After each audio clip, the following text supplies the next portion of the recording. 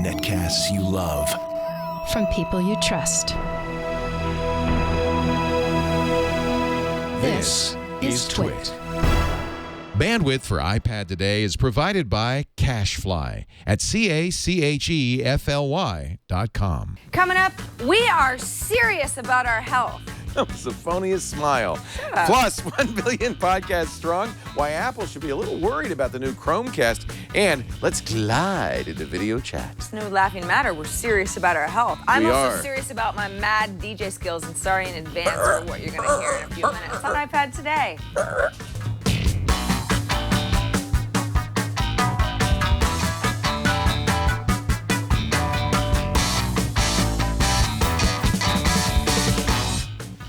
iPad Today is brought to you by GoToMeeting with HD Faces, the powerfully simple way to meet and collaborate with colleagues and clients anywhere.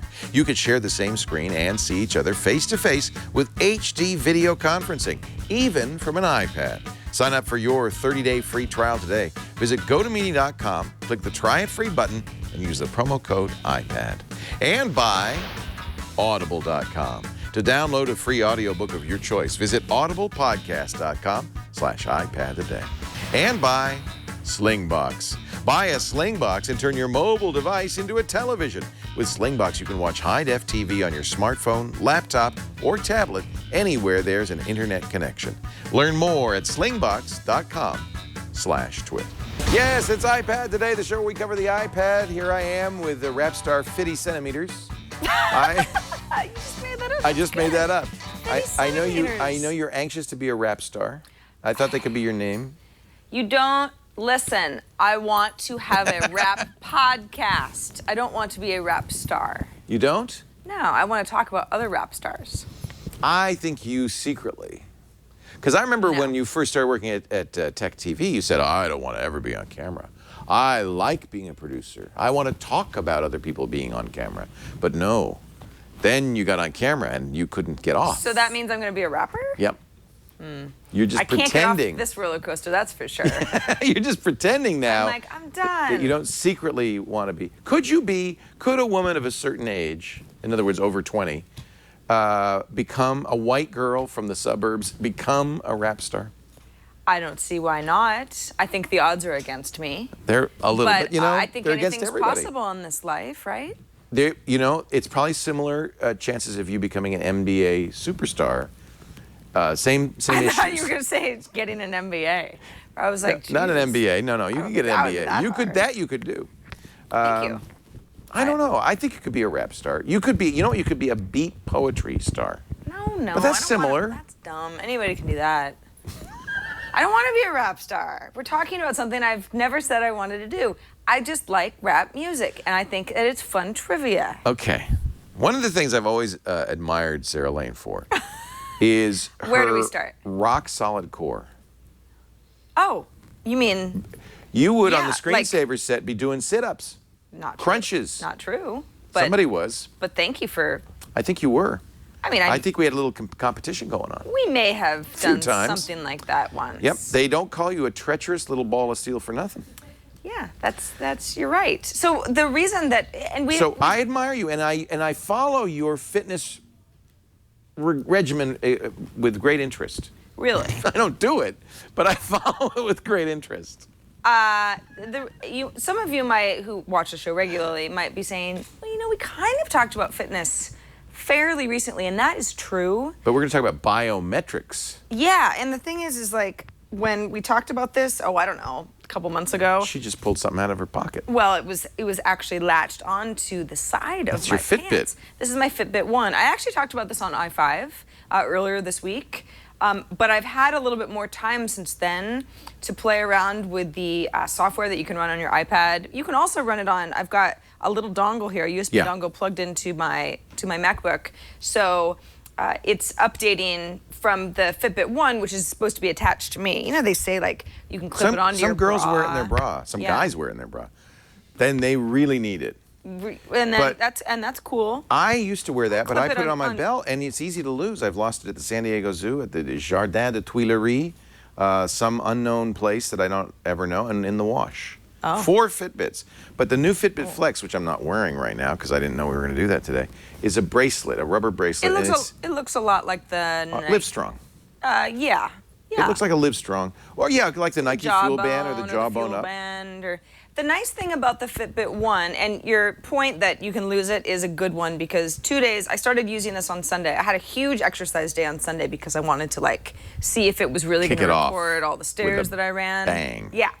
I've gone completely downhill since then. But Sunday was a good day.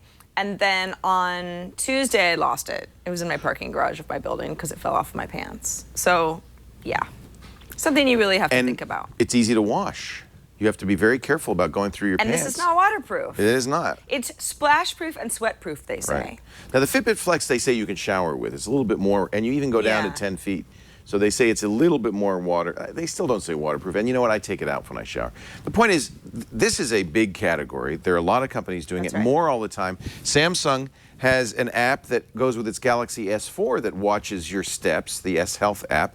And of course, the big guy, Apple, is rumored to be working on an iWatch, and the hottest rumors right now are that it will have a lot of biomedical features, things like measuring heartbeat, or who knows, even blood pressure or blood oxygen levels, as well as steps and activity. So it is a great category, and while none of these things are super accurate, and certain kinds of exercise, for instance, the kind I do, don't really register on the Fitbit. I like to do rowing machine stuff, doesn't really register. Pilates, which is my favorite, I do every day, doesn't really register. Because it's sort of looking for bouncing, isn't it? It's really designed for walkers and runners. Yeah. That's really who gets the benefit. However, I like it, and I do like to wear it because what it does, I notice, is I get a little more exercise because you pay attention. The Fuel Band would give you this big animation when you got your goal in the Fuel Band, and I did kind of like that. I mean, it was really, you felt like, oh, if I only go a few more, maybe if I walk another half mile.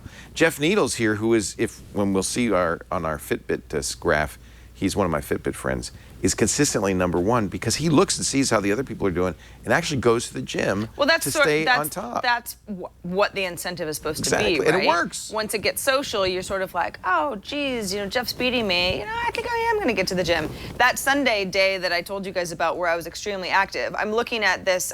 I've gone back in time a few days. This is the Fitbit app, and it's very nice. It's an iPhone app, but it works just fine on your iPad. And since it's using Bluetooth to connect, in the background, once I've connected my little Fitbit One that's on my pants to this iPad app, and if I was at the gym, it would Wow, you did upload 20,000 steps. Yeah, I told you, I walked really far. Fitness experts say 10,000 steps a day. That's what you should be doing. Yeah, so I did twice that. 8 I walked miles. Over 8 miles. I climbed the equivalent of 142 floors. Now, not all of these do altitude, but the Fitbit One does. The Fitbit One does, which is nice. I happened to run actual stairs that day, so that kind of makes sense. I was really active for about an hour and a half. Wow. I burned quite a few calories. Now, here was my weight that day, which is a little above where I want it to be, but on my BMI, I'm looking good. If you click this, you 20% fat. Okay, I'm good and normal. You're right in the good. I hadn't logged any sleep yet, and here's kind of where it gets interesting. The Fitbit is not just about, oh, you walked a lot. It's all about how many calories should you take in based on your weight loss goals, also factoring in how much calories you're burning. So at the beginning of the day, if I'm like, hey, I'm a little over what I want to be weight-wise, and I want to get down to, my goal weight, you add in your goal weight, and it'll tell you at the beginning of every day, okay, well, if your goal, so Monday I wasn't very active because I didn't go to the gym. If your goal is to lose, like 10 pounds, whatever, it ends up saying... Oh, look at that. Yeah, your goal was basically 721 calories. That's an apple. Well, yeah. But this is a very good example of me saying, well, that's not realistic. Right. I can't take in such few calories if I want to lose weight unless I'm going to the gym. I didn't go on Monday. So Fitbit is basically saying, if you would have gone to the gym, you would have been able to even this out. So that's something to keep in mind. And I've actually found it really interesting. Also, if you want to go ahead and, enter what you're eating and drinking, and I find that this is actually just... You have to manually enter your weight as well, don't you? Unless you have the ARIA scale. They make a scale, which I have, Yeah. that will automatically do the same thing. Yeah, otherwise But you had to enter how much water you drink. So there's a Exactly. manual portion to this app as well as an automatic portion of Right. this app. For today, I've definitely had Couple of 8-ounce glasses. Yeah, I've had about 3 now. So that's, I'm doing okay there. I've got, till the end of the day. If I look at the food I've had so far. So you're really writing it down. Yeah, no, I'm being really obsessive for about you. it because Good I for think you. that it's just helpful Oh, in it general, is. right? Yeah. I had kind of a weird breakfast, then I had a snack, whoop, then I had a salad from Petaluma Market, and I had a kombucha, and it's like, it all adds up. And I think that in any weight loss or fitness or health expert will say, even if you don't do it forever, if you Mindfulness is valuable. exactly, I agree. if Yeah. you're actually writing down, if you're taking a goal seriously and you're writing down, here's what I'm eating and drinking for a month, and, given that it's basically your normal patterns. Like last night, we had a little twit party. I had a few glasses of wine over the course of several hours. It wasn't crazy. And it was like, oh my gosh. You have to write that down. That was a liquid dinner right there that was very high in calories. And I'm going to think about that next time. Right. Which is great. It All of is. this, I think, is really, really helpful. Yeah. In fact, even if you're not on a diet or an exercise regimen, as soon as you start recording this stuff, it incents you, like me, to take a few extra steps, like you to maybe cut out a little bit of the food that you eat. Now, you also have the ability to track your sleep. Now, on the FitBit One, you have to put it in a bracelet. On the Flex, you're already on your wrist. You don't actually have to make it a bracelet. It's just that would be a convenient way to wear it. Where do you wear it? Well, I don't sleep in the nude, so I just put it in your jammies. I clip it onto my pajama top. Oh, I get it. Okay. So as long as it's on your body in some way. Yeah, because it's noticing if you say, because you sort of hold it down and Right. hold it for a few seconds before you're about to go to sleep and it goes into sleep mode. It'll notice, if you're kind of thrashing around it, it'll say, I there was a impressed. weird point at 3 a.m. where you seemed like you were restless. You only woke up twice. I woke up 22 times last night. What the? Well, because I toss How? and turn. When you sleep, you must just lie there like a dead thing. Well, it depends on the night. But Right. when I exercise heavily, I sleep like a rock. Boom. It's Okay. a great way to sleep well. So this monitors two things: restlessness, or I just can't believe you have so much. I roll over a lot. But that doesn't necessarily. Do you think that that's? Oh yeah, that counts, I'm sure. But do you think that that's you not sleeping soundly, or Well, are you just sort of like you be the an judge. active sleeper? In fact, this is one of the valuable things, is that you can then keep track. How did I feel the next day? Was this enough sleep? I got 8 hours and 8 minutes, but I woke up 22 times, which does seem like an awful lot. That's ridiculous. The red is awake. That means you really moved around. Could be sleep apnea. I don't know. But these are important things to keep track of. And if you seem like you're tired a lot, 18 times awake on Monday, 17 times the night before. But here's a good one: 8 hours and I never woke up. That was probably because I took the Fitbit off and put it on the bedside table. Did not move. So I think all of this is just the beginning. I can't wait till we know what our blood pressure is moment to moment. We can see different blood gases, perhaps know our heart rate, and more of these devices are available coming into the market. There's even Apple apparently hired somebody from a company that specializes in blood glucose monitoring. Now that normally requires a pinprick. If you're a diabetic, you have to do that many times a day. The Apple company that Apple is, I don't want to imply that they're working with this company. They hired somebody away from this company. But what the company does, you swallow a little pill and it keeps track of your blood glucose on your phone. So the idea that maybe Apple will make a wristwatch that would monitor all this stuff and maybe even do better than our current stuff is very exciting. Swallowing a pill and getting. Yeah, your I guess it would pass hand- through you unless you had maybe you have a little hook on it, like a fish hook. I don't know how. You hope it doesn't go down the wrong pipe. I don't know how it would stay Ow. there.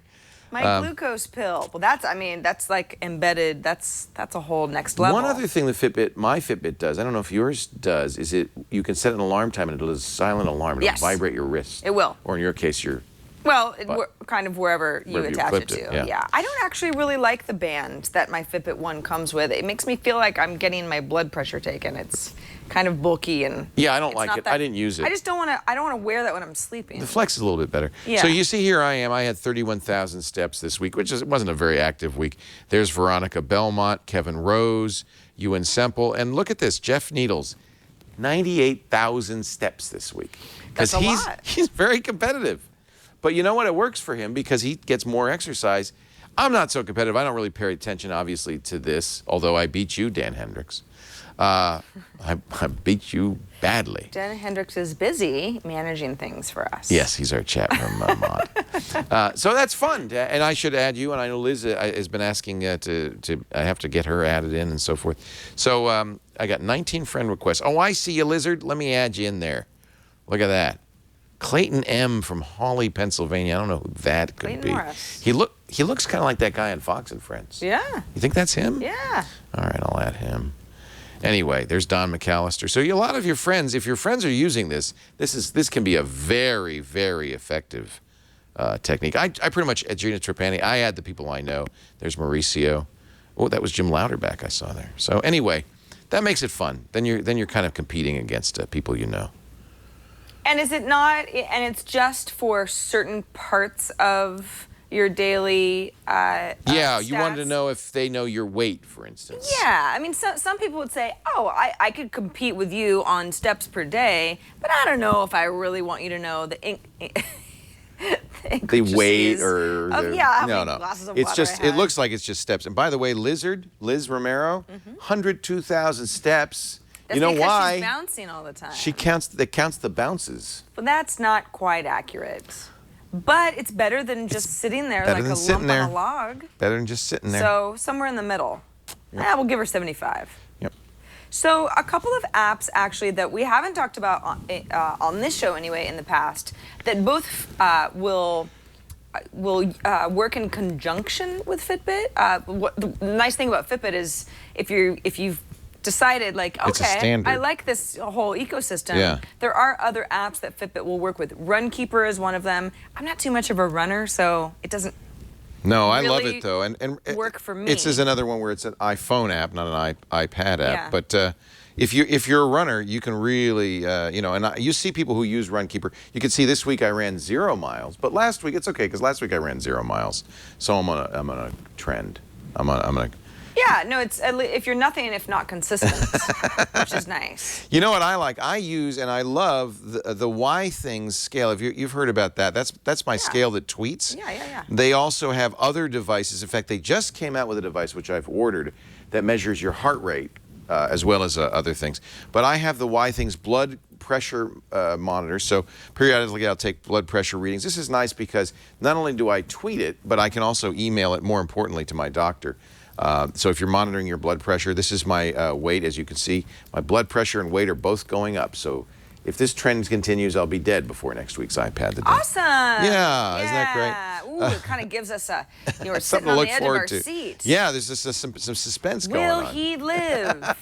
I love that though. Now these are not cuffs. This one is a blood pressure, a standard, it pumps up and the whole thing, but it attaches to the iPhone or the iPad. And the iPad actually gives you instructions. It says, okay, now sit, feet on the ground, arm at roughly heart level, rest for five minutes so that you're not, running around, and it will give you your heart rate as well as your blood pressure. It'll even take 3 readings and take the average if you feel like it's not getting an accurate reading. This is great for people like me. I have what they call white coat hypertension. When I get in the doctor's office, my blood pressure goes through the roof. Oh, really? Yeah, So I get nervous. They have to So round down a they little said bit? get a cuff. You can go to the drugstore and get one, and take it at home. But then you'd have to write it down and send it in and all this stuff. Admittedly, the inexpensive one's about $40 or $50. This one's a little bit more expensive, but it does it all for you and then emails it off to the doctor. A couple other apps that will hook into the Fitbit One. By the way, the FitBit Flex and the FitBit One are both $99. So these are definitely, they're physical devices. You can't, it's $100, even though the app is free, and it's a lot of fun. But I feel like you really want to say, yeah, I'm committed to being a little obsessive about all these statistics, even if it's for a limited time, or it's not worth the money. That said, the Spark People's Diet and Fitness Tracker. Have you heard of this one? No. This is new to me as well, but I can use it because, again, it hooks into Fitbit's that's neat. statistics. It looks like... So you could use this instead of the Fitbit food log, for instance. Exactly. Okay. And somebody on Twitter, let me get your name, so that I can give you proper A lot of these credit. food logs I don't like because it's like, oh, you ate at Wendy's every night or something. Exactly. They're really focused on Topher said, packaged stuff. use Fitbit with something called MyFitnessPal, which is a lot like the Spark People version. The Spark People is food, fitness, weight. You get some variety of reports. This is kind of nice, actually, because you can look and see there's a little bit more information here. If you're starting to get like, okay, I'm getting deep into fitness and I'm very interested in knowing a little bit more about, you know, that cup of plain soy milk that I'm drinking all the time. It's like, well, there's calories. Fitbit is only concerned about calories, but there's more stuff to think about. Is the food full of fiber? You know, is there a lot of protein if you're working out? Carbs and fat might be interesting. So this might be a good place to originate data that would then feed in to your Fitbit. This, again, is the diet fitness tracker from Spark People. It's $4. Now, MyFitnessPal is what Topher recommended. Pretty similar. Topher says their food database is much more robust and accurate than the Fitbit. That's good. I'd like to get one that has a good food database. Yeah, again, because you do notice it's like, okay, if I wanted to add something to lunch, and I say, I mean, what did I have for lunch today? I had a bean salad. So that's kind of a weird thing because I made it from a salad bar, so it doesn't really exist anywhere. It's not the Wendy's bean salad. Exactly. Like I didn't get it from Chipotle. Right. Or, you know, I didn't, you know. I guess this is good if you eat a lot of fast food restaurants, but Or stuff that's prepackaged. prepackaged. I don't like. I like to make my own food. I like to go to the salad bar. Yeah. So does it have? Can you kind of assemble something and then? You can do that on Fitbit as well, though. So Yeah. basically, what I ended up doing is I entered all the ingredients separately, and then the next time You made a salad thing. Yeah. A salad entity. I made a mishmash of then basically you like a have that. quarter cup of Yeah. 5 different ingredients, and then added some olive oil, and then the next time You just said that again. Yeah. Because it goes into like favorites, Right. my favorites area. So this does look like it's pretty robust. If I was to pick a 4-bean salad, then it tells me, oh, see, now this is actually getting crazy. So Topher is right. Not only do I have calorie counts, but then I have like nutritional information, which is, you know, there wasn't a nutritional label on the back of my salad that I made prefer myself. to count carbs, for instance, over calories. So that would be good to have. That would be interesting, yeah. So this is, this is one. Once you get serious about this, it ends up being kind of fun, especially if you like to track your own numbers. And it does give you a huge eye-opening look at, how one tiny little piece of leftover cake that's in our break room right now would completely throw my day out of whack. Yeah. And I really have to think about that if I still want the piece of cake, which I do. But that's the thing. You can still eat the piece of cake, but you're writing it down, and then over Well, then time it it turns kind of into naturally I'm gets going out you. to dinner later. Right, kinda So what's more important to me? You don't, without a lot of effort, you find that you are eating better. Yeah. Because you're paying attention. Yeah. Also, FitStar, which is a pretty new app. You said you were enjoying it. Love it. I bought the subscription. Oh, good. And really like this. Now we know somebody who's involved in this. Ryan Vance. Well, Ryan Vance has advised it. Mike Mazer, who used to work at Dig, He's the I don't know if CEO you know now. him. Yeah, I do. But yeah, he's the CEO of FitStar. They actually, I think it's just worth a mention because the app got a nice big update. There are a variety of more customizable exercises for yourself. Mike says that they got a lot of feedback from people saying, I love your exercises, but sometimes I only have 10 minutes in the morning and I just want to focus on my arms. Right. So you could say something like, that's what I want to do with this very short amount of time that I have. I rather love than this. get halfway This is through like an having a overall body trainer. exercise. You tell it what your goals are. They have a customized plan for you, and each day you get up and they walk you through a routine with videos explaining how to. You don't have to do that one, by the way. The one where you stand on your head and you put your feet on there. That's. I don't know why they even show that. That's deadly. Well, maybe I can work my way your up to way that. up to that, I don't yeah. use this iPad for it, so it doesn't have my current routines. Although maybe if I log in. With Facebook, it should know that, right? Because it's in my account. Bring it over. Yeah. Yeah, because it's the same Facebook account. Yeah. And that's, again, you could AirPlay this to television, move your coffee table out of the That's way right. and go That's nuts right. and feel like you're, a little bit more immersive. But you have a lot of options, a lot of fitness options, and certainly anybody who knows anything about fitness knows that what you bring in is almost more important than how crazy you exercise when it really comes down to it. Yeah. It really depends what you're putting in your body in order to store energy. And I'm gonna get off my high horse about fitness because I eat like junk. No, but you're very most of the fit, time. and I've always admired your level of fitness. You're very fit. Thank you. You weigh 114 pounds. Well, that's Crikey. high for little old Sarah. That's getting up there. Lift you with one hand. Well, I don't think Like you could this. right now. I'm could small exercise. but mighty.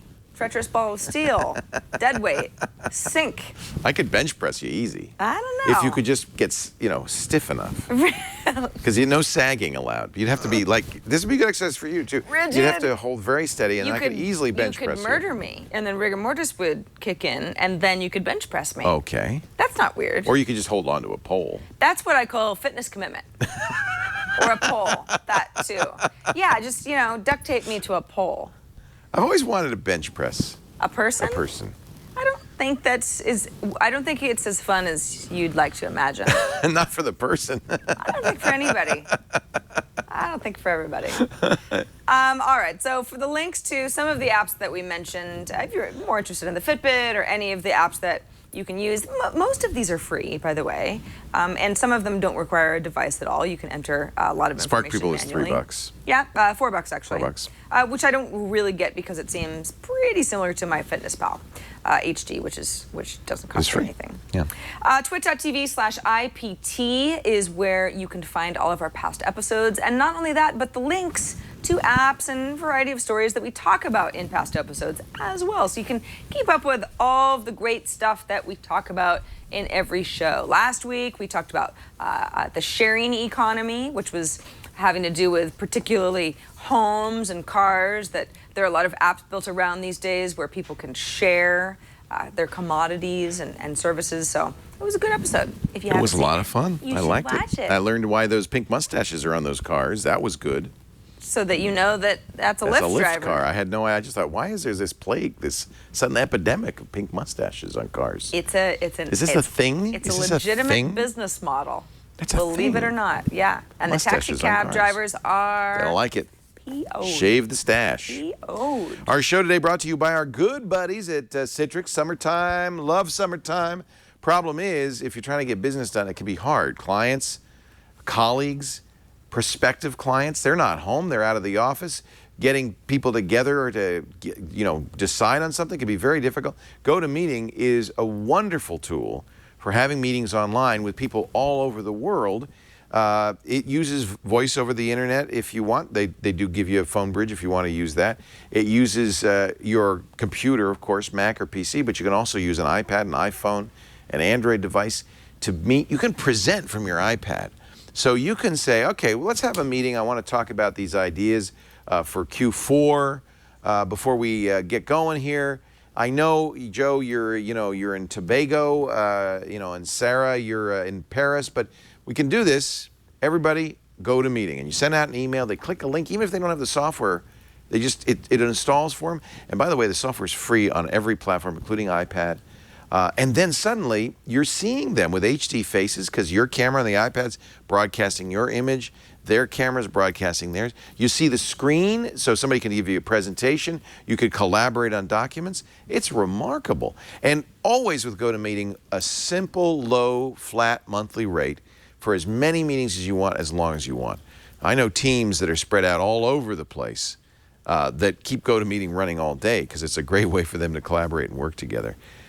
We're thinking, we're going to do a How to Program show, and with Father Robert Balliser and Shannon Morrison. We're thinking, it'd be great to share his screen while you're writing the code, and you could go back and forth. It's perfect for that. GoToMeeting.com. Try it free for 30 days. Visit GoToMeeting.com. Click the Try It Free button, that big orange button on the site, and use our code iPad for 30 days free. GoToMeeting from Citrix.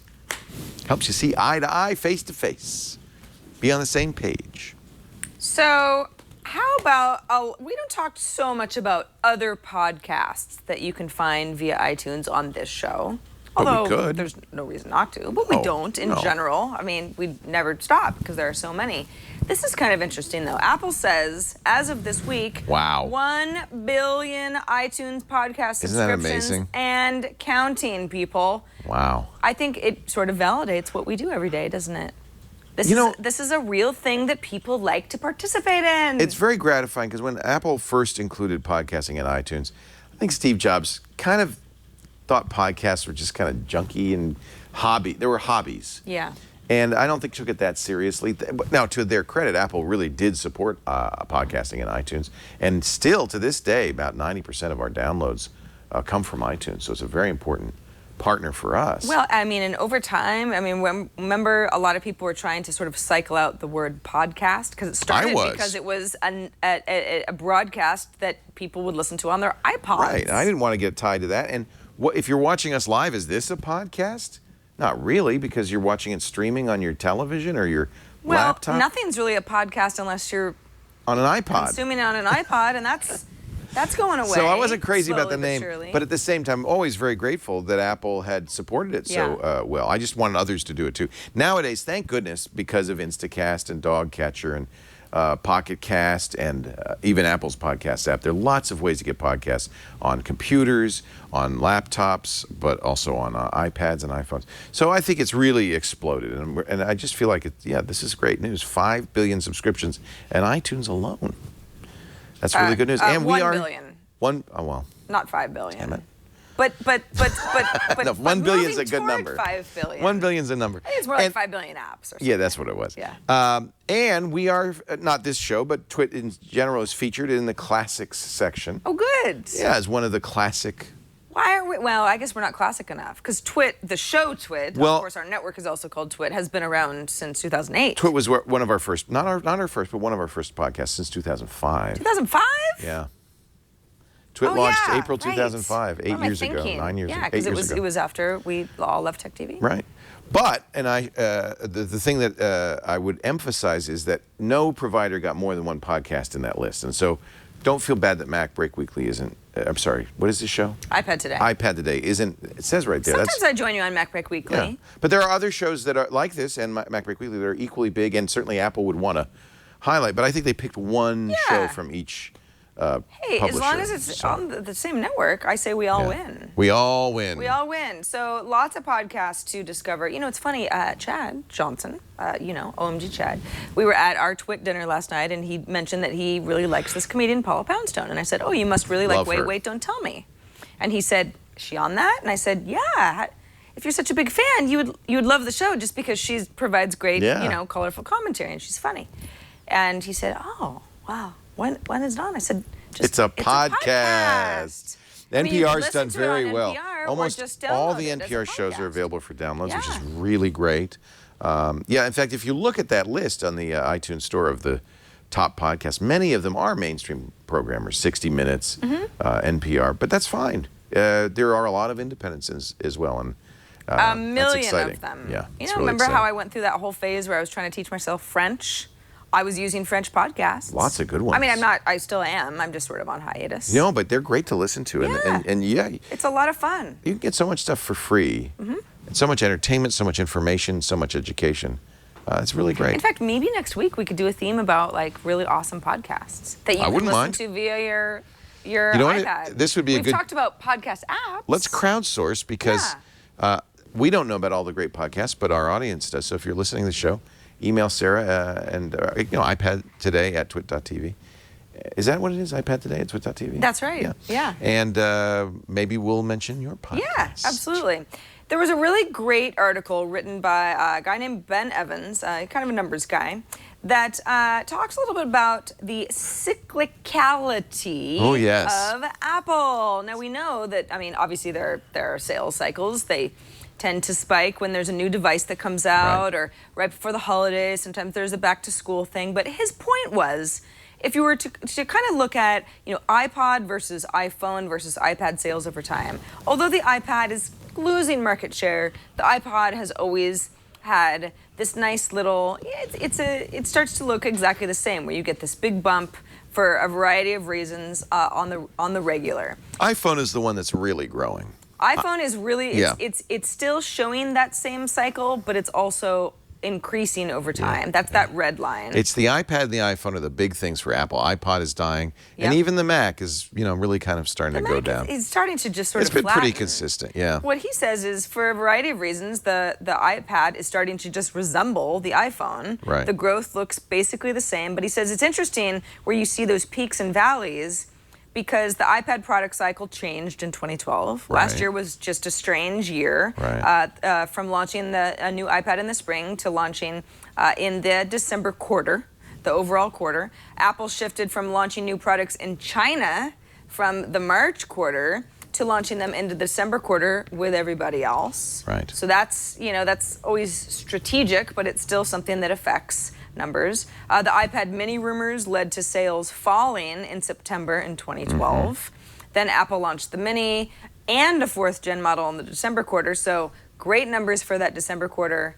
And then they held up well, even though we didn't get a new iPad in March, where normally in years past we would have. Bottom line really is, all of this is predictable. When you see a sudden jump, it's because a new product was announced. Yeah. When you see a trough, it's because it's been a while since the new product. Yep. Apple announced all new stuff in September and October of last year. That's, if you look at that, the big spikes at the end, and then it's been tailing off ever since. And I think this fall, Apple will announce a bunch of new stuff, and you'll have another spike. It's very consistent. You know what? But what's also consistent is overall growth. Right. If you just make a straight line instead of the ups and downs, you see both the iPad and the iPhone trending up. Well, and Apple just announced its latest quarter, and iPad sales were down, not surprisingly. As to be expected. As to be It's expected. It's a mature device. Although he until did, the new ones come out. Right. Although he did, this fellow, Ben, did note that in March, where you would expect iPad sales to have dipped more than they did at that point. They were still pretty strong. Still pretty Yeah. strong, and some of that is attributable to the Chinese New Year and gifts being bought and given. Believe that. Who knew that? Because that happens in end of February. February, yeah. Yeah. Wow, that's Kind of interesting. neat, huh?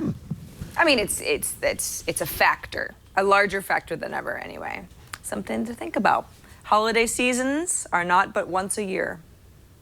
So there. So there. So let's talk about the Chromecast, which is This not is- a podcast. No. It's actually It's a little device. dongle. It looks like a USB key that plugs into your TV, your HDMI port on your TV, and lets you send requests from your smartphone, your iPhone, your iPad, your Android phone, or even your computer for video content. I say request, not the content, because in most cases you're not sending the content. You're saying in your YouTube app on your iPad, I want to watch that on the big screen. And instead of, as Apple does with AirPlay, taking it from the iPad and putting it on the screen, you do that all the time, right? Yeah. With HBO Go, you'll watch it on the big screen. Sure. Instead, it says to the Chromecast plugged into your TV, hey, just go out to YouTube and get this video, and the Chromecast does all the work. So you actually get better quality video than trying to compress it and send it out over Wi-Fi. So you don't need it, if you have the Chromecast that's attached to whatever, your iPad or your computer, you don't need some sort of a set top. It is your set That's top. it. Yeah. And the biggest story There's is no it's middleman. $35. Amazing. Really you know, an amazing price. What's interesting is it sold out of retail stores Almost instantly. Almost instantly. Yeah. There was a Google Netflix promotion that has been pulled. They canceled due it. to overwhelming demand. Did they cancel it for new buyers or? Because I haven't gotten mine yet. Can I still sign up? Well, the story is Google has ended a Netflix promotion tied to its new Chromecast TV dongle that gave users new and existing 3 free months of Netflix video streaming service. And too many people signed up for that.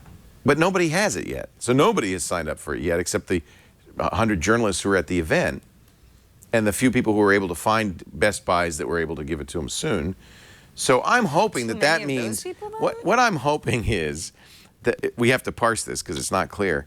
That what Google's saying is, okay, the amount we sold now, that's how many Netflix subscriptions we had to give away. We made a deal with Netflix for 1 million 3-month deals.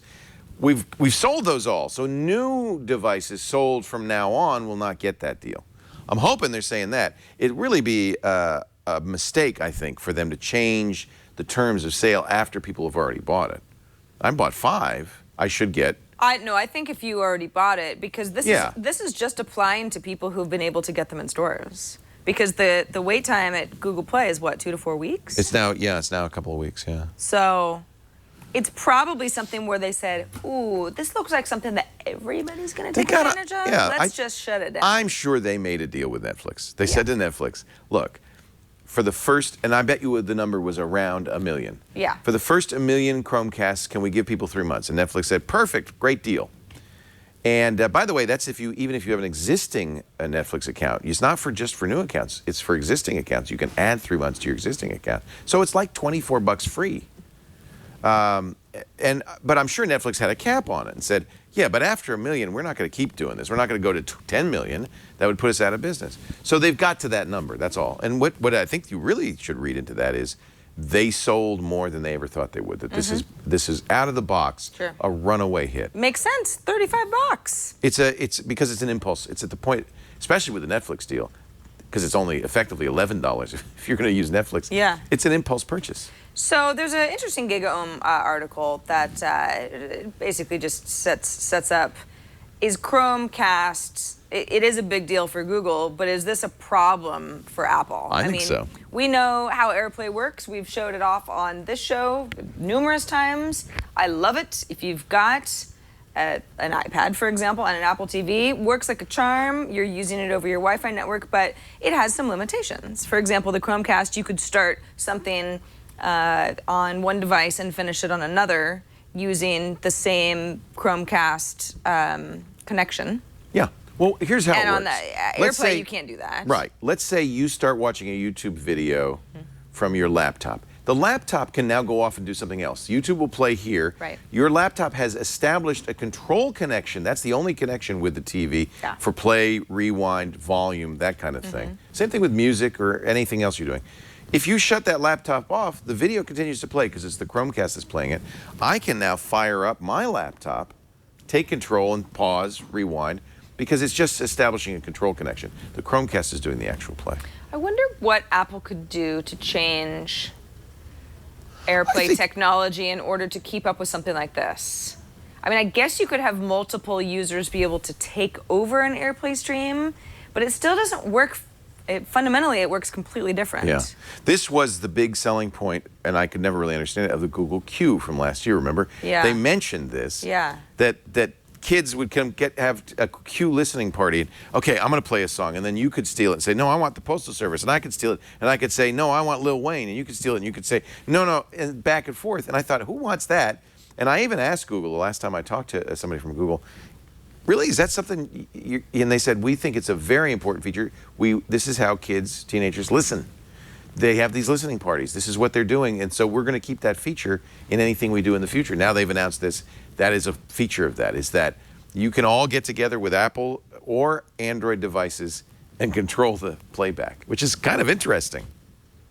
You know, it'll be interesting to see how Chromecast and Google may be able to build this into other like AV stereo equipment. Because I'm sure it will I can AirPlay not video, but I can AirPlay audio to my Denon receiver at home. I can as well, yeah. For example, yeah, that's nice. Which is, I mean, Onkyo does that. Most of the time I go through my Apple TV, Yeah. but you know, you've got some options there, so it's exciting. The good news is the world is really opening now, and you know, it used to be that you'd have content on a device like an iPad or a phone, and it was stuck there. You'd have to put in headphones and listen on that. Now you can send it all over the place. Sonos lets us play music from our iPhones and iPads, and now Android as well.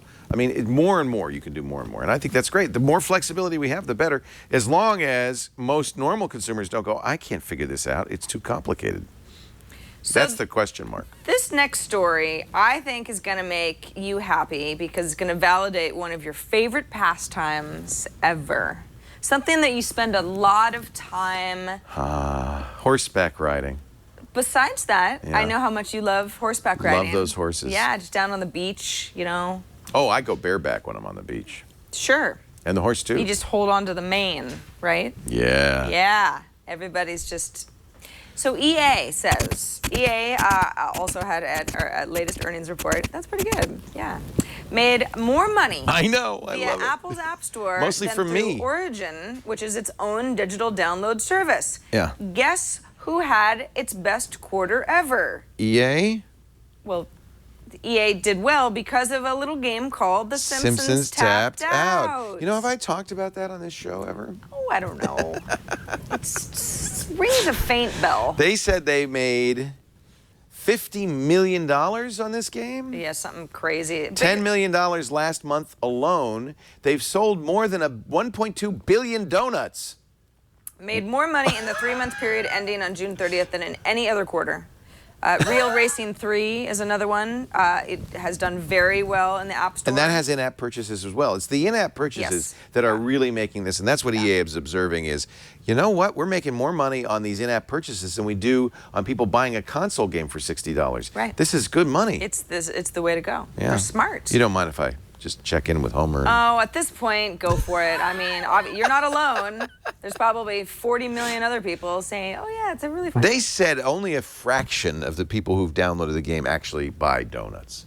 But it's first of all, donuts are expensive. And donuts are the kind of the currency of this. You don't have to have donuts, but a lot of the fun stuff on this game you can't do without donuts. Strength in numbers. Even if a For very instance, small percentage of the huge number of people playing buy things, you end up making a lot of money. Oh, it crashes on me every time. It's the Facebook model. You know, Facebook's revenue is up too because a small percentage of the people who use the mobile app are clicking on ads. That's key. Mobile's got to make money for Facebook and frankly for everybody because more and more we don't use our desktops. We spend so much more of our screen time on mobile, on tablets and on phones. I was just going to show you this Springfield sign, which does absolutely nothing for you. It's purely decorative. Is 120 donuts, and I don't know what that's like, $5. Oh, okay. So yeah, you know the donut sales. It's $900 for $50, but you can buy a dozen donuts for $2, right? So I think that's about $10 for that Springfield sign. There's something so odd about why this is so popular to me. I mean, I know that you love it, but I don't really get why you love it. I mean, I know you're not like a crazy Simpsons fanatic. No.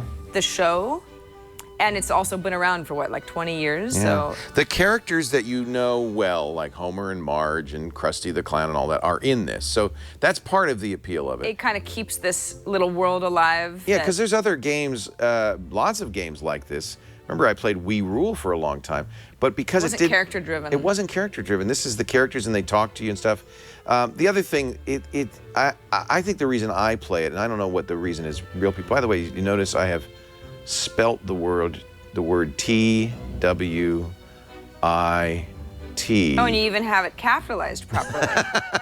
Very nice. So there's How many something. donuts This did that is not a cost? game where you're shooting. That didn't cost any donuts. This is not a game where you're. This cost a lot, $3 million.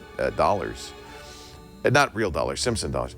This is a game where you're not shooting anything. It's kind of like virtual gardening. You know, you're just kind of putting stuff in there and and so. In a way, it's like a dollhouse or something. It's more soothing than a game where you have to. There's a lot of tension in your. Sure. There's no skill involved in this. Yeah. There's Camp Krusty. Well, you just you make. See, watch this. They're lowering the flag at Camp Krusty, raising the pirate flag. Those kids. Oh, they're fun. They're Camp fun. Krusty. Look at the waterfall. So not everybody's Camp Krusty looks the same. See, I put a little dock for mine so they can go swimming in the. So everybody has to customize theirs a little bit differently. I put mine next to the waterfall, things like that. And then where are the kids? When do they go swimming? They don't actually come out of Camp Krusty. They have to stay there. But so you see Bart's there. Potentially would be loved. It's more my imaginary. You know, that's what's a little creepy about it is that, in fact, you know, you make up stuff. It's like a dollhouse. You make up stuff that they're going to do, but they never do because that's not built into the game. So, like the racetrack, I put a little extra ponds out back and stuff. But you know, it's not. Nobody ever uses it. I have a hot tub over here. This is. I keep hoping that Mr. Burns will get in the hot tub. You'll find Mr. Burns in the hot tub. He never enjoying does. A nice no, because that's not written into the Grenache. game. Although Abe Lincoln is living in his backyard, I don't really know if that's historically accurate, but I kind of like it. Chopping the wood? Yeah, he's splitting rails. Oh, okay. Yeah. Cool. Well, looks like you're doing great on Simpsons Tapped Out. And that's why they're making so much money. Is this?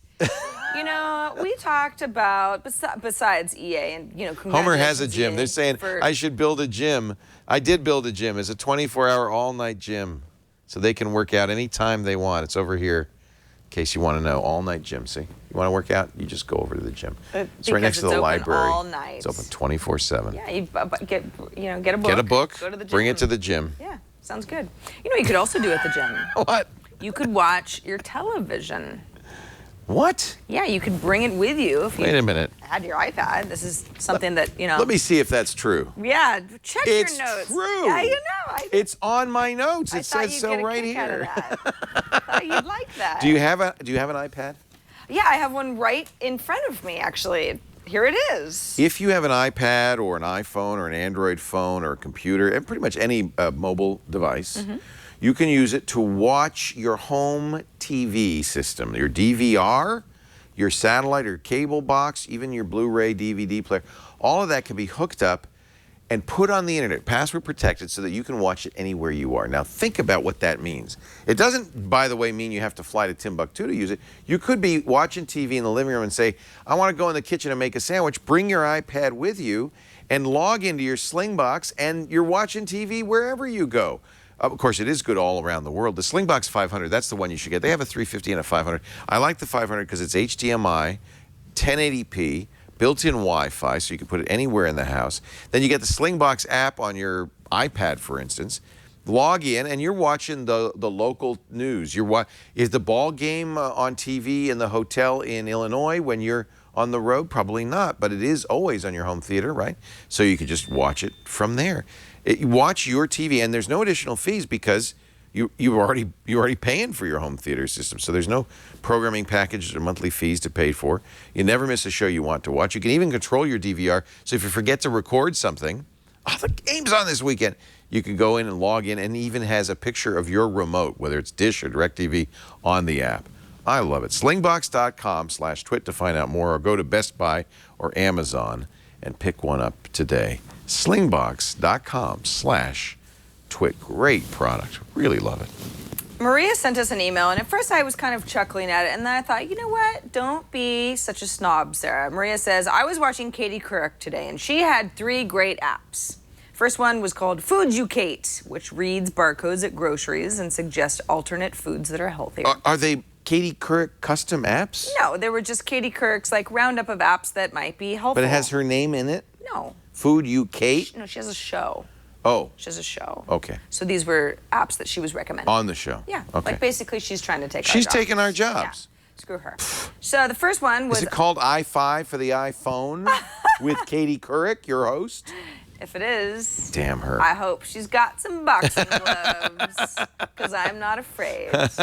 She's probably about my size, actually. I could take her. Katie's a tiny little thing. I would. She seems small. She's your size, but she weighs 143 pounds, so... I gotta get... Maybe I ought to Better gain start some weight rather than losing bench it. pressing her, Yeah, yeah. gotta start bench pressing Katie. Yeah. Fooducate, which are barcodes at groceries. There's also... Fooducate. See, I thought that the Kate in Fooducate was Katie Kate. Couric. Oh, I see where... So it's like educate, only with the word food instead of ed. Yeah. Okay. Yeah. Fooducate. So that's kind of Educate implying yourself that about when you're food. educating, you're learning about ed. When you're Also- fooducating, you're learning about food. An app called iTriage, little I Triage, apparently helps you figure out what your symptoms might be. This is a mom thing. Freak yourself out. Yeah. Hey, I've got... You can do this, by the way, I've with... got lower abdominal pain. I probably have appendicitis. Yeah. Well, you might. WebMD has this. I've used it on WebMD, both the Yeah. app and the website. They say, well, what hurts? And you go, well, I got a pain in the diodes all up and down my left side. Yeah. And they say, oh, you've got cancer. It's great. Possibly. Or a tapeworm. Or let's rule it out. Maybe you've Sometimes. just got some gas. Sometimes gas. Sometimes it's gas. You know what? It's almost always gas. I actually went, this was not me. I once accompanied somebody to the emergency room. Yeah. He or she was extremely worried that he or she was dying. Yeah. Thought that they had some sort of a gallstone. I did. cast I or really something thought like I that. was dying. I want to be honest. It was gas. It's always gas. We sat in the emergency room for 2 hours to find that out. The funny thing is they just put a little pin in you and it goes, Pew! And then you sort of float away like a little rubber balloon. it's almost always gas. Well, yeah. Gas. It happens. That's what I've learned in my life. Also, Maria mentions that Katie also said CVS for prescriptions. Now, you might say, I don't go to CVS. But this is actually something that all of the big drugstore chains pretty much do provide right now. Right. And this goes for anybody, if you get your prescriptions via So I could mail, go to the app and say, I got a prescription, fill it? you can manage your prescriptions. Manage it. I mean, you're still going to have a doctor originally give you the prescription. Okay. But this is just something that you might not think that you can, have as an app. If there's some sort of, especially like a large department store or drugstore or grocery chain that you're going to regularly, there's a good chance that they have an app that might just make your shopping process or pickup process a little bit more helpful. So you think Katie did the research herself? Of course not. Of course she didn't. Well, actually, I shouldn't say that. Maybe she did. I think she sat down and somebody gave her a stack of blue cards. And she said, our first app is Fujicate. Fujicate. And it reads your barcodes, and everyone in the audience goes, ooh. How does it do What that? will they think of next? Maria says, cheers from Canada, by the way. So cheers to you also, Maria. And I Lover says the Walgreen app is award-winning. There you go. There's a CVS actually going in a block away from my house, so now I'm going to become a CVS person just because it's closest. So I'm actually interested in the CVS app, believe it or not. This is something that I'm going to take into consideration. So thanks, Maria, Katie. for reminding us you, that Maria. apps truly are mainstream these days. Got another email from Ben. Ben says he wants to solve your problem. Last week, yes. And then once you feel better, yes, and you're ready to get serious about your iPad again, yes. Ben says the problem of your iPad Today apps then going to your home iPad because you download all the stuff. Oh, I know. It's for the turned show. on. I can turn it off. Oh. Is that what he's going to tell me? Go ahead, tell me. Yeah, he was going to say if you ever have that problem, you go into your iTunes settings. Turn it off. And under automatic downloads, he mentioned like you can slide on and off. Yeah, I didn't mean to imply that I didn't understand why that was happening. People always seem to think, gosh, for a show host, Leo is think just really he'd know clueless better. about some of these very simple general settings. No, I have that turned on purpose. I like that. If anyone else might be confused, But you could turn it off. You can say Yes. selectively, I don't want my apps to Right. propagate under the same account on all Right. devices. Right. That I have that as well because It would just too probably much. be prudent. The only reason I do have it turned on is because I don't want to have to remember then the three apps that I really liked on the show today. Because I like those of you at home. When Sarah mentioned something great, I've downloaded 3 of her apps already during the show. I'm going, oh, I got to get that. So then it's also downloaded to my home iPad automatically, and some of them I'll delete. But it's nice to have that happen automatically. So yeah, that is a feature that you can turn on or off. You can even do that in iTunes. Perhaps this is a tip. If you still sync to iTunes, you can control whether or not new apps will sync to your iPad or iPhone. There's a little checkbox next to that. Yes. Okay. So I didn't mean to diss you in any way. I appreciate the help, but I of course I knew that. Leo was like, old. John Hibbins writes in, this is actually, it kind of ties into a great email that we got last week from a developer who said, hey, sometimes there aren't any reviews in iTunes when you're looking at an app on the iPad, and it might lead you to believe that the app's kind of crappy or nobody likes it, but in fact the reviews just aren't sticking. That's right. I saw this. This is interesting. Yeah, so John Hibbins says, I wrote an iOS app called Squigs. It's a retro rewrite of an Amiga game I wrote a long time ago. He says it's been out for almost 2 years, very little sales. It has received good reviews. People like it, though, and it even has a small group of addicted daily players. I have many other good ideas for apps, but I'm totally put off due to it being almost impossible to rise above these other apps and games. It would require a lot of marketing effort and money. I just don't have it. It makes me sad to be an indie developer. Why can't Apple have a section for the little guys? They should. They really should. In their app reviews. We know one thing, that when Apple features an app, it takes off.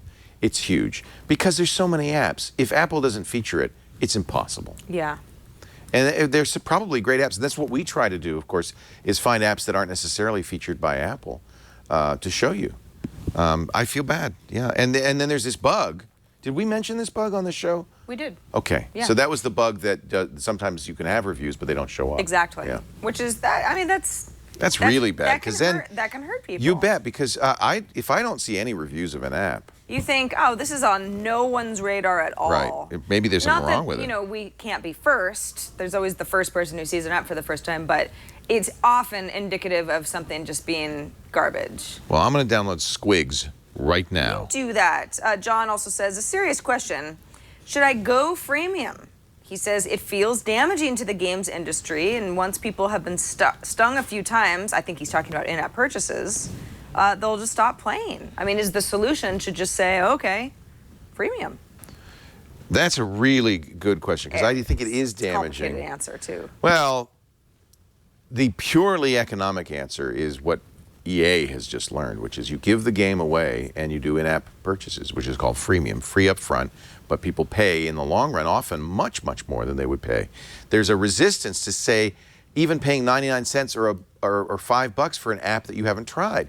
Part of this is Apple's fault, because there's no try before you buy. There's no demo available in the App Store. So if an app is $3, the only way you can see if you like that app is to actually buy it for $3. Yeah. So I think that's really a lot of the reason freemium has succeeded, is at least people get a chance to download it and try it without spending any money. And there's also the psychological impact. For some reason, it's hard for people to pay $3 up front, but buying a truckload of donuts for $100 every couple of months, no big deal. Because they're hooked on the game, or they're just, it's something psychological. Yeah. And it just happens. And that's why every company now is moving to freemium. You're right, it's bad. In a way, it's bad because it's a bad experience for the user to play a game. This is what I would suggest. Make a freemium game that is fully playable for free. Yeah. In other words, what's really bad, and we try to talk about this if we see this in a game, if you only can play a little bit of the game and then all the best stuff is locked behind the paywall. Make it so that if you could play The Simpsons without ever buying donuts. You won't have the same experience. You can't get that great Springfield sign, but you can play the entire game. You don't hit a wall. You don't hit a wall. Yeah. And that's the right way to do it. Yeah. And then if people feel like paying, and they can, but they don't have to. It's still confusing, though, I think, because there are still a large number of apps that are free. I mean, Dots is a great example. Yeah. I love that game. Well, that's freemium. Well, I guess you're right. Yeah, but the most important part of the game is free. Yeah. But if you want to be better, and then basically, if you want to be able to not do the dirty work, Yeah. then you pay a little bit. if you want to beat your friends, is what it is. Yeah. Because Dots, you're playing against your best score against your friend's best score. Right. Jeffrey Needles, again, very competitive, very high score. If you want to beat Jeff, you got to buy some of these extra little power-ups. That's smart. That's to me, that's smart. Yeah. And Dots is just as good without those. Yeah. Right? You just have to try harder, Right. or be more talented, Right. or whatever. Yeah. I just don't like pain, and I don't like losing, so I just stop playing everything. But I do really like Dots. I completely understand why people do freemium, and I also agree that it's kind of bad for games. And I think one solution, Apple, put demos in. Android used to have a thing where you could download a game or anything and use it for, was it a day? It was a long time, and get a refund if you didn't like it. It was effectively a demo mode. And they still have it, but they cut it down from this very long period of time to 15 minutes. So it's just really not very long. It's almost really just buyer's remorse. Like, I bought that? What am I thinking? No. Yeah. You don't have time to try it. Undo email sent. Right. 15 minutes, nah. Yeah. I mean, you can get a concept in 15 minutes, but especially some of the more intricate games, no way. I'm suspicious. I think probably the reason they did it was so long that people would download a paid product, use it, then delete it, get a refund a little too often. Was it 72 hours? It seemed like it was a little too long. But then 15 minutes is a little too short. Yeah, 72 hours, nobody's actually trying anything out for that. Right. Yeah, 15 minutes. What about 24 hours? Or 4 hours. Yeah. If you download a program and use it for 4 hours, you know by then if you want it or not. Yeah. Or if it's worth $5. Yeah. Well, yeah. Anyway, Okay. we definitely need a demo mode. There's got to be a way Make to do it it. so. Make it so, Apple. Come on. Help us help you. And, the indie developers will probably get more love that way as well. I agree. Got an email from Florian who says, I am French. Remember last week when I said iPad aujourd'hui should be the new name of our iPad show? aujourd'hui, oui. He said, I'm French. I really like watching your videos. Just so you know, Sarah, we pronounce iPad the English way. iPad. Only French weirdos say iPad. Although he says iPad aujourd'hui is a nice idea Yeah. for the name of the show. iPad Thank you, aujourd'hui. Florian. Really, they don't say iPad, they say iPad. Well, they do say Wi-Fi. But I guess iPad is much more of a brand name, so you say it the way that you hear it. Yeah. Whatever. What? Okay, I side with the French weirdos. iPad. iPad to da. But yes, How about if we say iPad to da? What language is that? To da. I don't know. To die. I make it our own language. iPad to die. Today? To iPad die. today, mate. To die. Good day, mate. It's iPad today. Welcome. Arnar. That's how they say it. R&R? No, Arnar. R&R. Arnar. I ran out of money in donuts. R&R? Who says that? Australian people. R&R? I never heard anybody say that. R&R? Arnar. Oh no. I get it. Oh no. Like, oh no. But it sounds more like Arnar. Arnar. I'm sorry. I apologize. I'm so sorry. I only do it because I love that accent so much, and I'm bad at it. I love Australian. It's so good. I love Australian. It's a weird one. It's hardly like even English. You're like, what? How is that really the way that you say it? The Australian Star Wars? No. Oh, it's a must-see. It's on YouTube. It's a. It's pretty. I think it's gone pretty viral. It's pretty funny. Does when Anakin finds out, does he go? Arnar. It's very funny. I can bear. And by the way, just so you know, if you're watching, we have a lot of Australian fans. So, I listen to this. I'm sure Australians can understand what they're saying. I can't understand what they're saying. They need subtitles. I can understand what they're saying. Well, okay. I just feel like, how is that really the way that you talk? It's fascinating. It's no so walking good. furries, mate. I love it. I love it too. All right.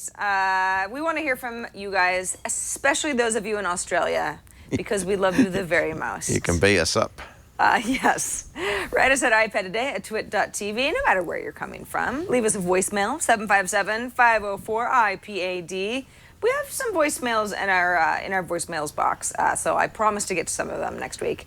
And of course, if you want to send us a video, I'm sorry, this is playing an ad. Keep talking. What are you doing? I want to show you the. Go ahead, keep going. All right. If you want to send us a video, we would love to play your video and see your smiling face living in the Australian outback watching our show. That would be cool. That would be awesome. Dingo ate my iPad.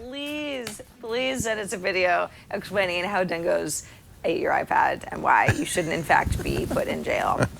Just upload the video and send us the link. And thanks in advance. Can't wait for those.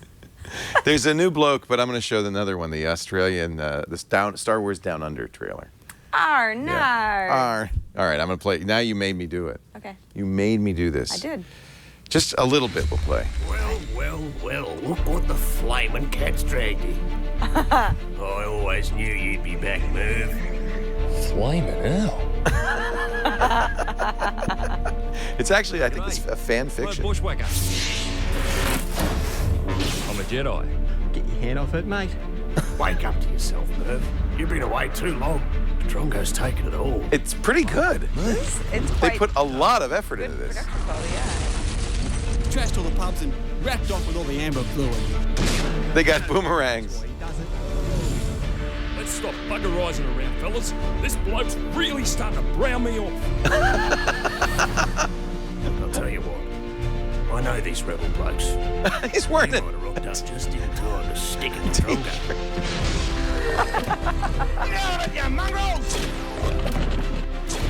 Okay, you're right. I can't understand that. I can't understand it, but I'm pretty sure it's Australian. Sounds Australian. Yeah. Hanging off your belt to get us here. Oh my God. I can't believe they put this much. This is like so well done. It's so good. This is why the internet rocks. Yeah, and you know what? I thought this was a viral video. It's only had 45,000 downloads. Wow. People haven't discovered it yet, I guess. She'll be right, mate. To quench an epic thirst. Hold the can of beer. It's punk. How long is this? I'm sorry, I can't stop. Our show brought to you today by Audible.com, ladies and gentlemen. The new Audible app on the iPhone is fabulous. Let me fire it up here. I just realized my 13th anniversary as an Audible subscriber is coming up next month. Holy crud. August 22nd, I joined. 2000. There's the app, audible.com. So here's the deal. Audio books, about 100,000, more actually now. And just a great selection of everything from fiction to history. You can get the Audible, a couple of things you can do. You can get the Audible app for free and just try it out. If you're already an Audible subscriber, you're going to want to log in, and all your library shows up here and everything. But they do have like chapter-long samples that you can listen to. If you're listening to podcasts, you know that there's something about listening. The data goes in a different way. It goes in the ear hole instead of the eye hole. Yep. But also it's understood by the brain differently. And I don't know, it's not for everybody perhaps. And that's why we want to give you a free book. Because if it is for you, it may change the way you understand reading. In fact, my son is a good example. He's a little ADD. Maybe he's a little dyslexic too, because he's always had a hard time reading. A couple of years ago, I got him into audiobooks from Audible, and now he can't stop listening. He listens to science. He listens to Richard Dawkins and Eric Green. He's just all sorts of stuff, and he loves it. He listened to all of the Daniel Suarez books and just loves them.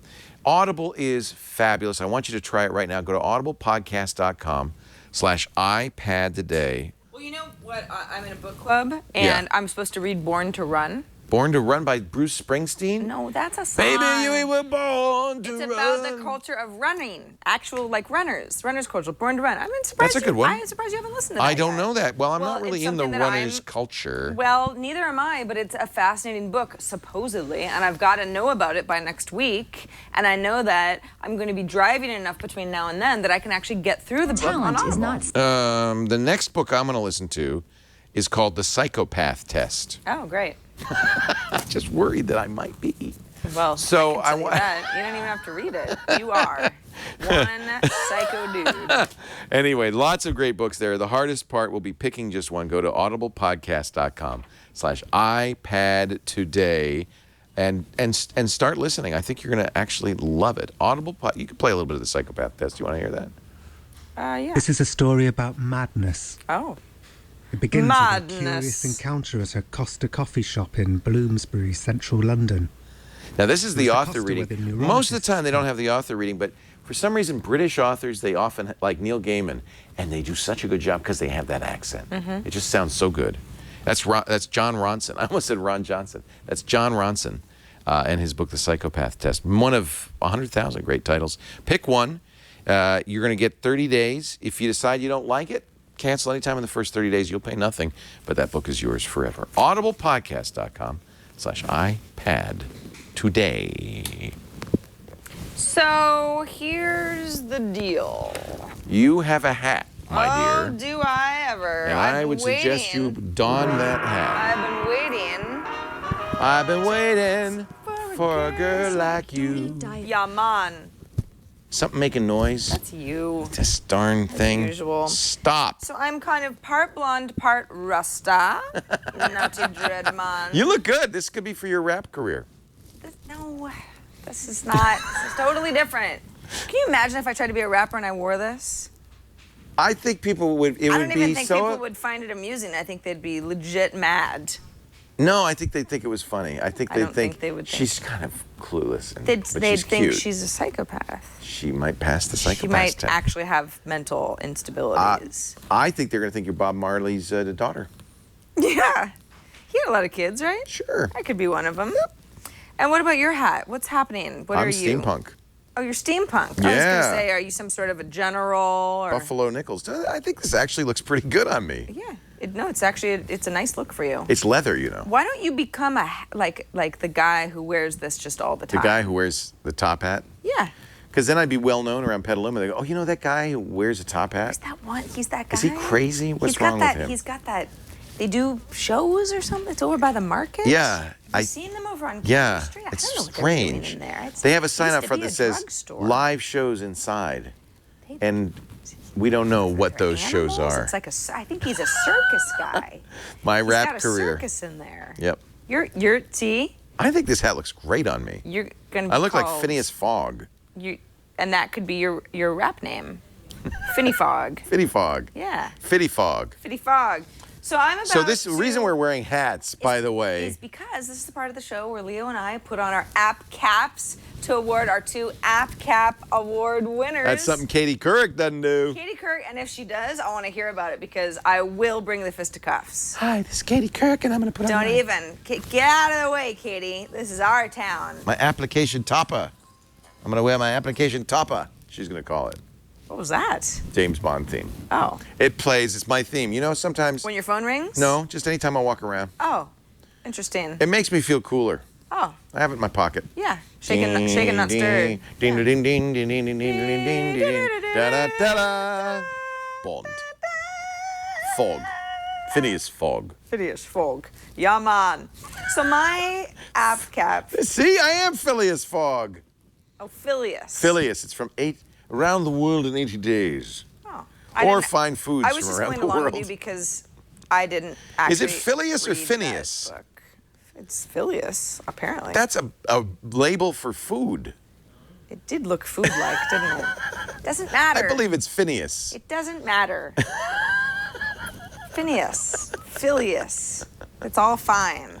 What we do is Leo and I both pick an app that we like.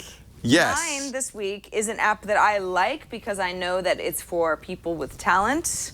You know where I'm going with this. Yes, I do. djay is out. And the reason I wanted to talk about djay is this is yet another app that's a great example of a DJ. So the little djay. It's made by a company called Algorithm. And we've talked about DJ in the past. Algorithm? Yes. Not rhythm. Right. Rhythm. Yes, it's just that's the name. Like of, Fitty. Right. That's the name of the company. We talked about DJ back in the day. DJ 2 is now out. It's for iPad and iPhone. The iPad version is $5. iPhone version is only $1. So I don't know if you're, just a. Now, what is the slightly difference between that and VJ? Because Video J. Right. We've talked about VJ before. Yeah. Okay. DJ it's music. Got it. It's VJ, DJ. basically Now I get it. replicating the experience of being a DJ. Right. But what's interesting about this is DJ 2 is a new app. So it's not just an update to the app that you already have. In fact, you can see I've got DJ because I already had that running on my iPad. That's DJ, and here's DJ 2, and you will have 2 apps unless you go ahead and delete the original. You don't have to delete the original in order to have the update. Here's the original. I was sort of, I was a little bit confused at first. I was like, oh wait, now which one am I? So DJ 2 is actually the updated app. And what you get is you get a lot of cosmetic enhancements. You get some. That's pretty cool because it's got the album on it. Yeah, isn't that awesome? I like that. So it's like Yeah. an actual CD. Yeah, this is great. Now over on the left-hand side, how do I get rid of my EQ here? I can't, for some reason, I can't seem to. How about that undo arrow on there? No, because that's. I don't know why I can't get rid of it. There's Well, all right. So I'm not exactly sure what's going on there. It's probably a very, very simple solution that I'm not good at. But the idea is that you've got, at the very, very least, a couple sources of music. So I went ahead and said, all right, well, over on the left-hand side, I'm going to go ahead and play, the Only You. You want something a little hipper than that. Well, yeah. So what did I... Call me, maybe. What did I have? Okay, so like the iPad Today theme, right? There you go. So That's jazzy. We know this, right? Yeah. But then what if I go ahead and... Mix that. Whoa. That's so cool. Hit the musical note on the upper left there. Well, that's to load more. Oh. How about... So that's fine. And this is a really short clip, right? What do you want me to do? What? There's a hand in there. Oh. That's... Brian, stop it. Good grief, you guys. I'm trying to be a serious artist, okay? So if you're playing this and then you're like, all right, well, what if I want to go ahead and auto mix this? Auto mix it. With a different, I'll give it a transition. So you do a reverse type of transition. Okay, 3 seconds. Auto sync the BPM. This is cool. Yeah, so then it's okay. Oh, wait, and then I go ahead and mix it into my second song here. Well, of course I picked something that's very down-tempo here. Shut up. I don't think anybody's ever scratched that song. Oh God, is that really the song that I picked? Oh, this is the worst song ever. On the 18. Anyway, this thing is crazy. Oh, look, you got that too. Yeah, you can Now, add all this stuff. I end up, okay, so Henry wanted to do a live performance of his beats, and I spent a lot of money on a physical board like that with buttons and stuff.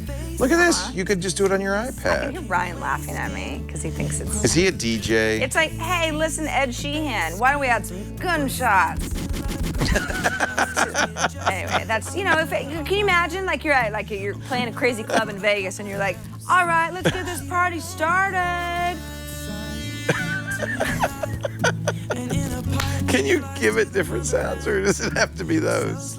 Well, these are some of the pre-programmed sounds that you have to choose from. So, anyway. DJ Sarah. Dubstep pack. Look. Oh, there's other ones. There's a dubstep pack. Okay, let's get the drop in here. Okay. Oh, yeah. All right, so let's play.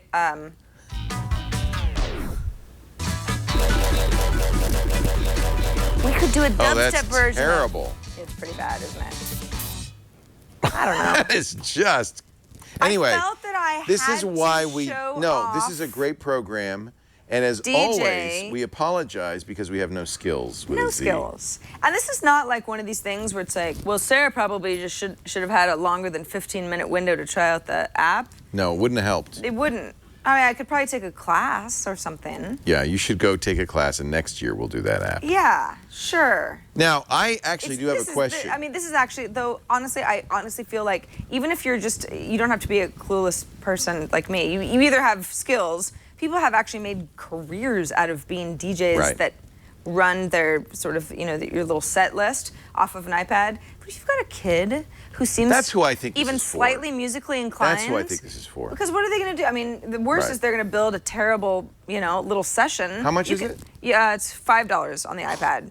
See, and that's who this is for. This is for a 10-year-old or a 12-year-old who wants to start learning these skills. I think that's great. Yeah. Well, it's also for like a serious pro? DJ. Do you think a pro could use it? Oh yeah, and you can hook this into existing equipment. You can record sessions. So later on, you know, if you're really happy with the way that you mixed a bunch of media together, you've got that recorded session that you can play and share with others. And this is a very cool program for $5. $5. Again, the iPhone app is only $1. But you don't have, I mean, on an iPhone, this is not going to replicate something that you can actually get your hands on in an iPad session. So I actually think that, I think the $5 makes a lot more sense. DJ 2. So again, if you tried out DJ when we talked about it a million years ago, and you kind of never went back to it, at least go to the developer notes over in the App Store, see what's different, and then see if you'd like to buy it again, because you're not going to be able to upgrade for free. You have to buy it again from scratch. Yeah. That's another thing they ought to have in the store is an upgrade path. Sure, yeah. Because developers don't have a choice. They either say it's the same app. It's either free or you pay basically, you know, somewhat of a full price for anybody new. So lately there's a lot of attention being given to a little app called Glide. Have you played with this? I think you talked about it on TNT. It's gotten a lot of attention. It is We did talk about it, yeah. Yeah, it's an iPhone app, but it works fine on an iPad. And what it really is it's a chat app, kind of like WhatsApp or Facebook Messenger, but it focuses on video. You can do plain text, but it focuses on video. Now, I got to point out that this doesn't replace Facebook for one important reason. It uses Facebook for the login. It's the only way you can log in. The folks at Glide say we're working very hard to get other ways to log into this. But right now, it works best by finding your Facebook friends. I thought I added you, but oh no, that's a different Sarah. Well, I'll use this one. This is the demo that you get, the Sarah Glide bot. Hey, I'm Sarah. Welcome to Glide. Glide Oh, is she's the cute. fastest way to send video messages. This is actually good because it explains how to use Glide in Glide using little video messages. Hey, Justin, what's up? And again to stop. Now, within a second, he's already responded to me live. Now, this is what's interesting. You know, as soon as somebody presses that record button, that they're recording a message, you can actually tune in and watch them record the message if you act quickly enough. And if you don't, so I'm going to send her a message back. Hey, I'm broadcasting live to every. Well, I better get out of the picture there. There we go. I'm broadcasting live to everybody in the chat right now. And so, if you wanted to, you could have live video chat with people. But if not, this recording will get preserved. Now I'm going to press stop. It's going to finalize it, and then it's going to automatically go out to Sarah, who's responding. You swipe to the left on the main page. And by the way, you can continue to send her messages. She'll auto-respond, and you'll get more tips on how to use it.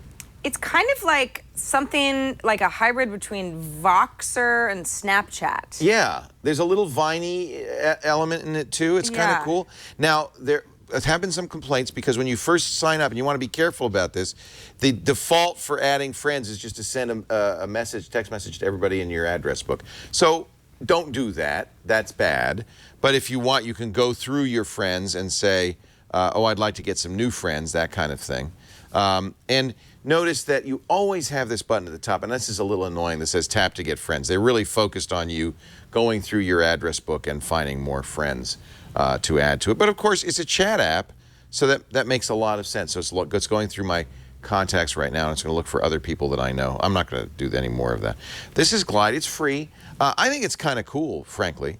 It's also rising in popularity, at least in App Store numbers. It's taking off. This is the next big thing, I think, with kids. In fact, to the point where the company's based out of Israel, and they even had to issue a statement saying, we're not doing anything, underhanded or nefarious with numbers or spamming people. This is just organic growth. Yeah, people like it. You can imagine, I mean, if you're a teenager, it's a fun way to chat because it's video. You can, if I wanted to send a text chat, I can, let's send Tom a message here. I could press the text message and type a regular text chat. It has emoticons and all the traditional chat stuff. So if you've been using WhatsApp or whatever, it's very similar to these chat apps. And even then, those chat apps will allow you to add video.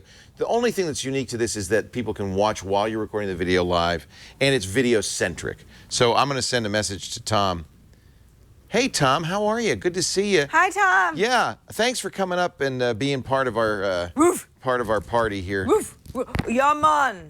Do you know that person? Because she's from Jamaica. Jamaica, man. Now, if Tom happened to see that we were making that video during that, he could have actually started to watch it live. Yeah. But now it's been recorded and it's been sent to him, and so he's going to really wonder what the heck that was. I think he's landing in LA right about now. Right. So this will be a nice little welcome home. GLIDE. It's free. I think it's actually a really cool app. Android as well. iPad. This is the iPhone version, so obviously it's really a stinky one. Not stinky, but dinky. But it works fine on the iPad. And, it uses a front-facing camera, so, it's perfect. The only thing about it that's a little weird is the name. Glide does not sound like video texting to me. But maybe I'll get used to it. You know what's funny? I think they wanted to sound like Vine. Oh, yeah. And everyone's got that sort of cursive It looks like a Vine. now. Yeah, it looks like Vine almost. And yeah. I think they wanted it to kind of parlay off of Vine. And because it's so Facebook-centric, it's possible that their goal is to get bought by Facebook, right?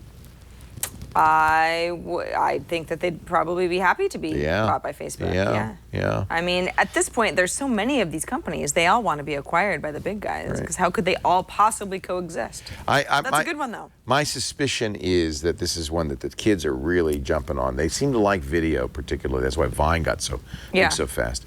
And this is just the next big thing. By the way, Tom is now watching my video. I can see. Oh, this is going to be fun. So I might even get a video back from him before. Oh, Tom Merritt's broadcasting a video. Oh, Tom Merritt. Let's see.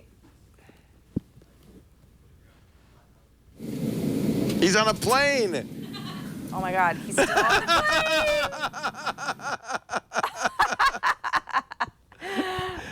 You're on a plane. Tom's on a plane. Wow. Snake's on a plane. There's snakes on this mother-loving plane. Snakes.